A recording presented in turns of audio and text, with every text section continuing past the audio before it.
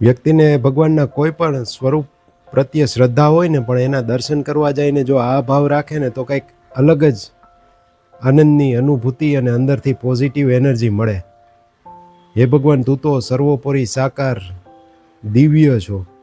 કોઈ ગમે એટલા ગુણ ગાય ને તો પણ તારા ગુણનો પાર પામી શકાય એમ નથી.